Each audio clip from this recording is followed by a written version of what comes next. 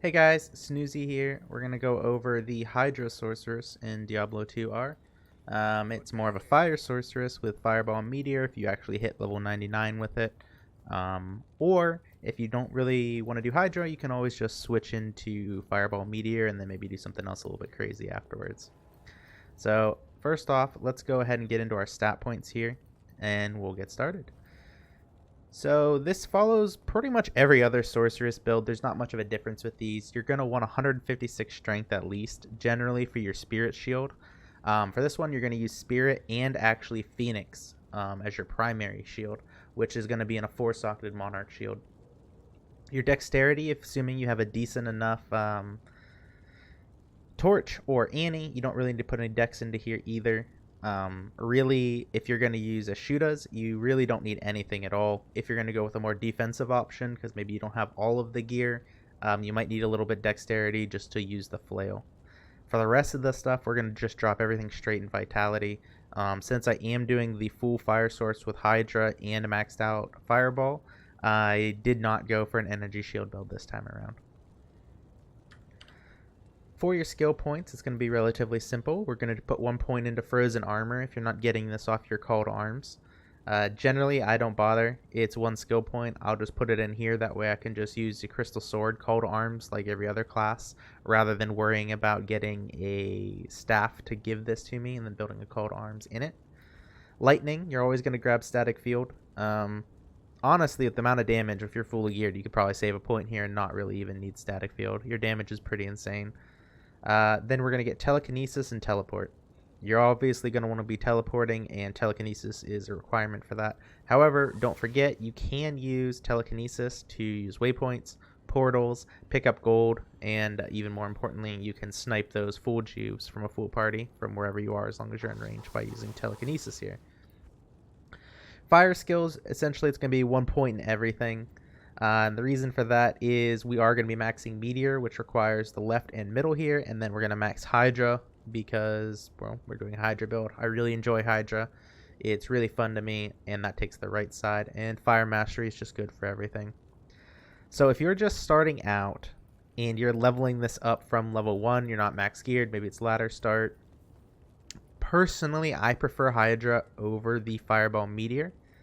However, the Fireball Meteor route will do a little bit more damage. I like using Hydra specifically because at the beginning of ladders, I'm going to be farming a lot of Mephisto. I'm going to use the river trick. I'm going to get Mephisto caught on the edge. Even with the council members that spawn in the lower part of the river there, you can get them stuck. And then you can also use Hydra there to just throw it over, and the Hydra can even shoot them off screen a little bit. Pretty useful when you're low gear. Maybe you're just using P-Topaz armors and stuff like that. But the way I build it is you're going to be using your leaf staff, and you're going to level up using Firebolt until you can get to Fireball. You're going to want to make sure you can still get all your synergies here. When I'm actually leveling from level 1 and I don't have the gear and I'm going Hydra, I'm actually not even putting points into this to get down to Meteor. I'm going Firebolt into Fireball, and then traveling down here. And then once I get Hydra, I start maxing Hydra, Fireball, and then I do the Fire Mastery to finish it up. That'll make sure that my Hydra and Fireball are doing pretty good damage, and then you can put more into Firebolt. The important thing to notice here is that you're only really getting a 3% fire damage per level from Firebolt and Fireball. So the Fire Mastery is going to give you more damage over here. However, once you put your Hydras down, you're either going to be teleporting around, running around, or whatever. So I really like to have a strong Fireball to back myself up. That way when stuff's running through the Hydras, I'm just blasting them with Fireballs and taking them out. This build, as you see here, will require level 99. In fact, you're going to have Firebolt, Fireball, Meteor, Fire Mastery, Hydra all maxed. And then with the synergies, you'll have 1 point left over, and I actually just put it in Warmth for a little bit more mana regen.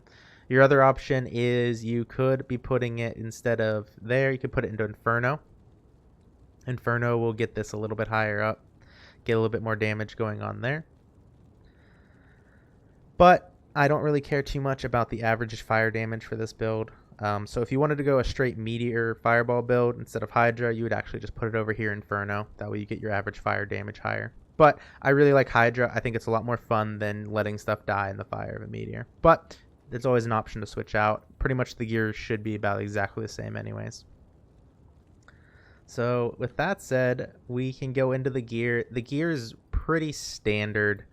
You're going to be using fire lifers. You're also going to want to make sure that between your lifers or your grand charms here and your small charms, you're going to be hitting your faster hit recovery breakpoints. You're really going to want to look up and see, that you're making sure your faster hit recovery, your faster cast rate's there. For this one, I don't really have any faster hit recovery, so you're definitely going to want to make that up in your charms. For this video, I just threw on the all resistances to showcase how the Phoenix actually is going to be working here. Really useful here to get that stuff going. So one other thing that we're going to be doing is your gear here. The gear is going to be using the Ashuda's Temper if you're going for a purely offensive standpoint. And the reason for that is if you see you're getting that 25% fire skill damage, the max roll in this is going to be a 20% fire damage, but we're using a 5/5 facet for die, which are over here. You can see these. This is really important because your Sunder Charm is going to knock the monster's resistances down to 95 instead of being immune to you. After the resistances are moved to 95, all of your minus enemy fire resistances from these rainbow facets that are in your armor and your weapon, and then your helmet also gives some enemy fire resistance. Your shield gives enemy fire resistance. All of that stuff stacks at 100%. So that's really important to know, because the difference is once you get to your mercenary using Infinity, or if you're doing a swap to a lower resistance curse wand, the lower resistance curse and the Infinity only acts at a 1/5 reduction after the immunities have been broken. So let's say that your Infinity is giving this one's level 12 Conviction. All right, let's just say level 12, just for simple maths here, is minus 100 enemies resistances, right? So 1/5 of that, it means after they're 95, the Infinity is only going to lower the resistance by 20, which is important because if it was lowering it by 100, it'd be absolutely insane and overpowered and over the top. The facets, your helmet, your Phoenix, stuff like that will work at 100%. So the Phoenix says it takes it down by 28, so the enemy fire resistance goes down by 28. This will cap out. You cannot push a monster's resistance into the negatives past 100. So negative 100 is the lowest you can push a monster's resistance. So after that, you really don't have to worry about it. So the Ashuda's is going to give you that 3 to sorcerer skill. You have the socket with the facet in there, getting a little bit of energy, and more importantly, you're getting that faster cast rate. So over here on the Flickering Flame, you're going to notice that you're getting a resist fire aura, which is really helpful. It's going to give you a lot of your fire resistance that you're going to have to make up from over here, from your Sunder Charm, giving you a minus 70 to 90 is what those can roll. On top of that, you're getting 3 to your fire skills, and you're lowering their enemy fire resistance by 13. You can go ahead and use Amara's for some of the extra resistances. Since the build is going to require, some faster hit recovery and some additional resistances, Mara's might not be a bad choice. You can obviously go and get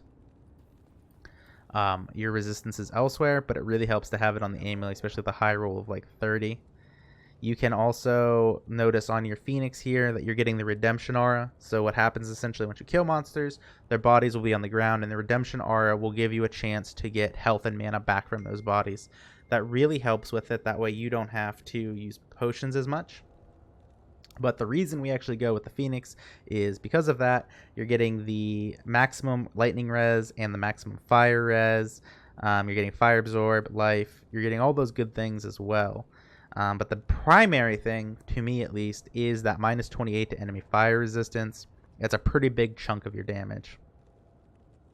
Here, I like using the skin of the Viper Magi. You get that 1 skill, 30 cast rate, and then you could facet it. Really nice. And then more importantly, you're also getting the really high 35 resistances. If you're really worried about your resistances and you want more, you could put an rune in here. If you would socket it with an rune into your armor, you're going to get that additional 15 to all resistances. For your gloves, Mage Fist are probably going to be best in slot. Can't really think of anything else that'd be better. You could use Trangs if you really wanted that cold resistance. However, you're going to end up losing that 1 to fire skills, and since you're a fire sorceress, that's a pretty big damage hit. For your rings, we're going to go ahead and use Sojas. I prefer those just to give some extra mana regen. Realistically, you probably don't need those, and it's only +2 skills. Your damage is already pretty insane. So it's really not that required. You could use some like faster hit recovery. I'm sorry, not faster recovery. Faster cast rate rings here. Ditch the Maras, get some cast rate on your amulet instead. Then you could actually drop your skin of the Viper Magi, and you could use something like an Ormus robe. The Ormus robe's probably going to give you more damage, but you're going to lose out on that 35 all res. And on top of that, if you were really worried about resistances, you're going to lose on that 15 from the Umrune as well. You could put the Umrune into the Ormus, which is kind of odd. You don't really see that too much. Usually, if you're going to go the Ormus route, you're going to be looking for the bigger damage. Ormus will give you 15% fire damage just straight up. Personally, I like to try to get some defense on this build. Your sash here is going to be the spider web, of course. You get the 1 skill, the 20 faster cast rate. You also get the increased mana, which does help with your mana regen a little bit. The enhanced defense doesn't matter really for these at all. I personally, if you're on a budget, just grab the lowest one you can. War Traps, they're pretty much in every build that I've ever done because I like Magic Find. If you don't want this and you don't want the 10 strength, 10 vitality, what you could end up doing is getting Tri-Res boots that would have Run Walk on them. Maybe they have Magic Find. If you do Crafted, I believe it can go Tri-Res with some faster hit recovery, which is also really nice to have. But standard, I usually just end up using War Traps for the Magic Find. Inventory is going to be pretty standard with a Torch and your Large Charm here. Or the Torch Large Charm and then your Annie Small Charm. The stats really don't matter too much. Obviously, the higher the better. The less points you're going to have to put in strength if you get the higher attributes. And then resistances are always going to be really nice to have on this build.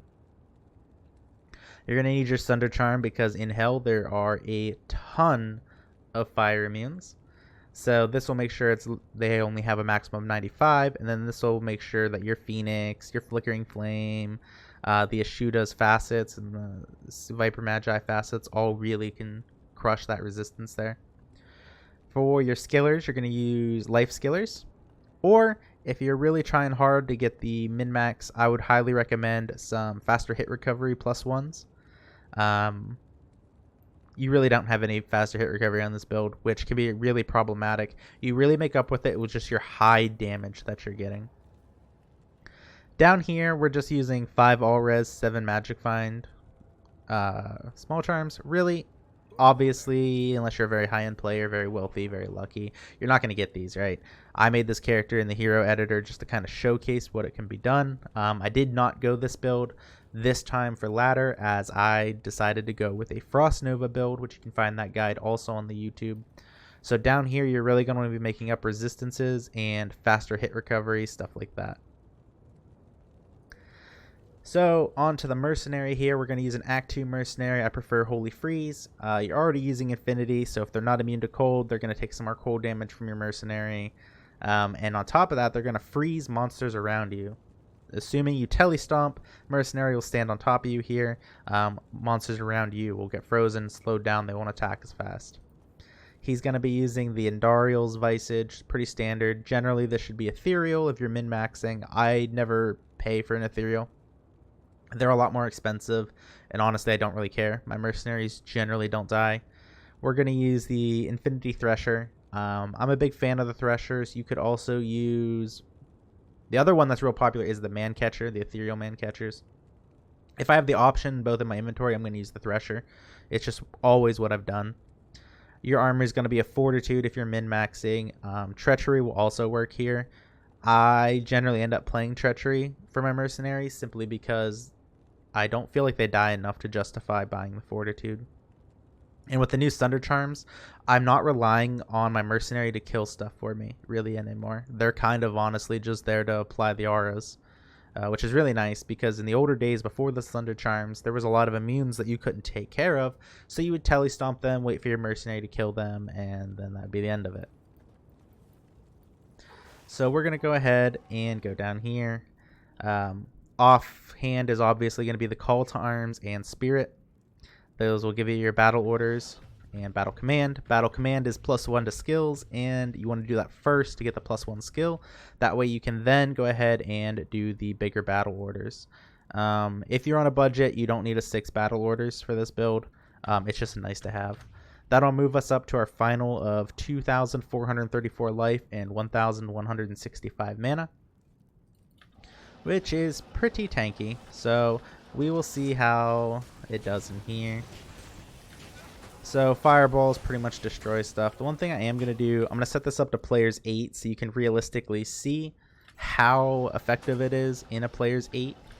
I know a lot of people this league, especially like me, are trying to go for 99. I don't know if I'll actually make it this ladder. I'm kind of getting burned out.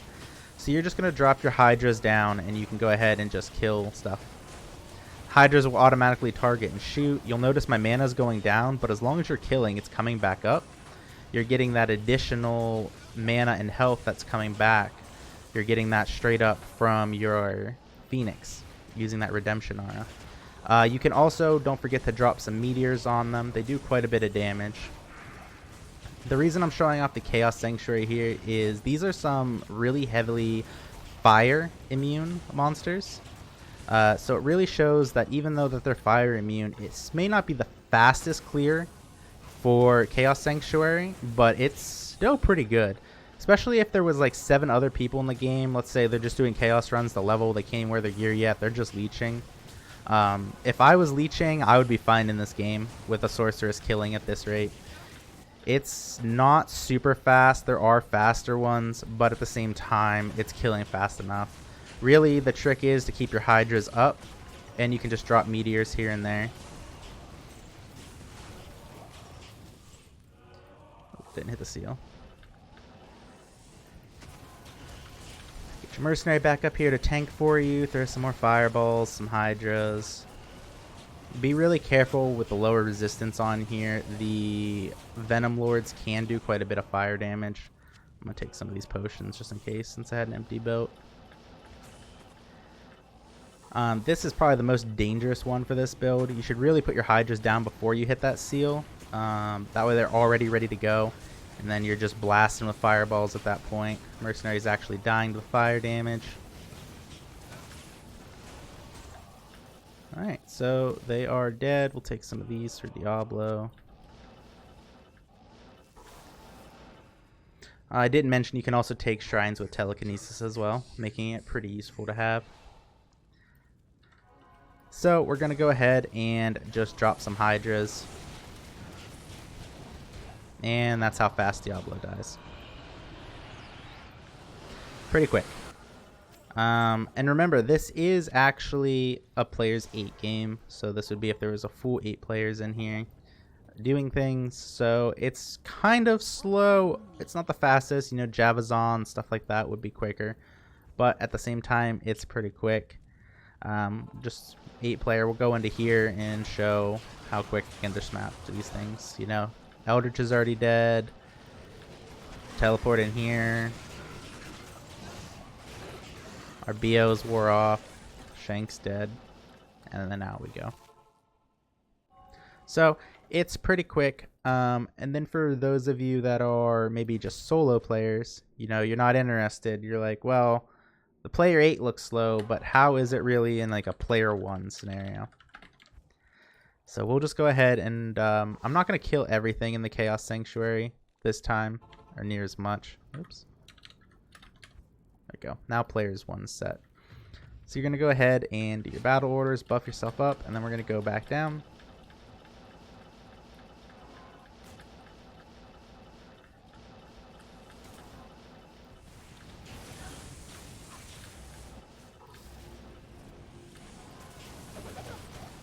And as you can see, on a player 1 difficulty, it absolutely destroys.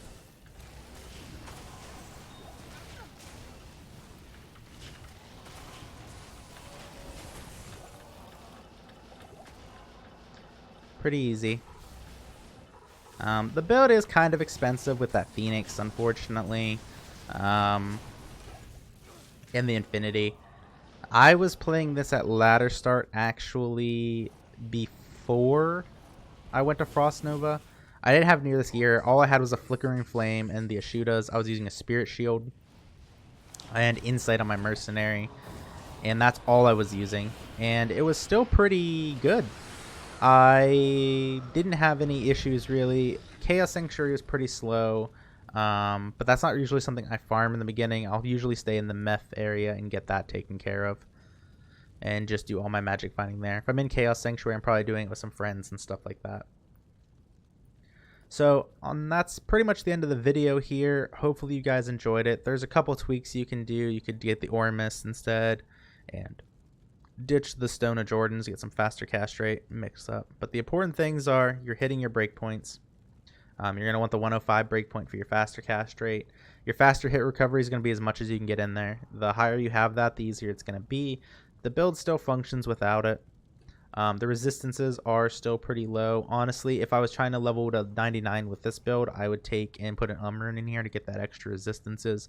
I generally end up building more defensive than I do for, say, an offensive build. So, yeah.